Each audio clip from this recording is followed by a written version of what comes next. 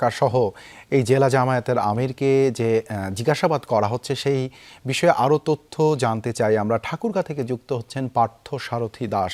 পার্থ, আপনার কাছে এ বিষয়ে নতুন কি আর কোনো তথ্য পাওয়া গেল কিনা? পুলিশ এ বিষয়ে কি জানালো এবং স্থানীয় জামায়াত নেতাদের সঙ্গে এ বিষয়ে কোনো যোগাযোগ আপনি করতে পেরেছেন কিনা?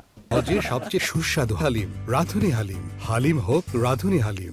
জামাত নেতাদের সঙ্গে আমি যোগাযোগ করার চেষ্টা করেছি, একাধিকবার করার চেষ্টা করেছি। আসলে তারা কোনোভাবে ফোন রিসিভ করছেন না এবং এই ঘটনায় আসলে স্থানীয় যে প্রশাসন রয়েছে, প্রশাসনের ঊর্ধ্বতন কর্মকর্তারা রয়েছে, তাদের সঙ্গেও অনেকবার কথা বলার চেষ্টা করেছি। আসলে কেউই ফোন রিসিভ করছেন না এবং এই বিষয়ে হয়তো তারা কথা বলতেও রাজি হচ্ছেন না। তবে এই বেলাল উদ্দিন প্রধানের যে আটকের ঘটনাটাকে নিয়ে আটকের যে ঘটনা, সেটি আসলে এই স্থানীয় যে সচেতন মহল রয়েছে, সেই সচেতন মহলে আসলে তারা উদ্বেগ প্রকাশ করেছে যে আগামীকাল নির্বাচন, সেই নির্বাচনকে আসলে প্রশ্নবিদ্ধ করতেই এ ধরনের একটি ঘটনা আসলে তারা বলছেন যে এ ধরনের একটি ঘটনা আসলে।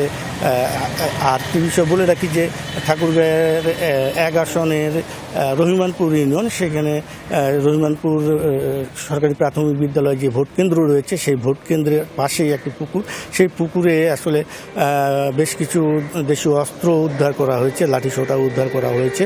স্থানীয়রা বলছেন যে আগামীকাল যে নির্বাচন হবে, নির্বাচনকে ঘিরে সহিংসতা ঘটনার জন্যই এ ধরনের কর্মকাণ্ড করা হয়েছে। কে বা কারা রেখেছে সেটি তারা বলতে পারেনি। তবে বেলাল উদ্দিন প্রধানের টাকা নিয়ে আটকের যে ঘটনা, সেই ঘটনায় আসলে স্থানীয় যে ঠাকুরগাঁয়ে সকলেই আসলে এরই মধ্যে যমুনা টেলিভিশনের মাধ্যমে আসলে জেনে গিয়েছেন এবং অনেকেই হতাশা প্রকাশ করছেন, অনেক ব্যক্তি উদ্যোগ প্রকাশ করেছেন যে আগামীকাল নির্বাচন যে সেই নির্বাচন সুষ্ঠু হবে কিনা সেটি নিয়েও আসলে নির্বাচনের আগে এভাবে মানে নগদ অর্থসহ একটা বড় অঙ্কের নগদ অর্থসহ জামায়াতের জেলা আমির যেহেতু আটক হয়েছেন, এটি একটি উদ্বেগের বিষয় এবং নির্বাচন সুষ্ঠু হবে কিনা সে বিষয়টি নিয়ে একটি প্রশ্নবোধক চিহ্ন থেকেই যায়।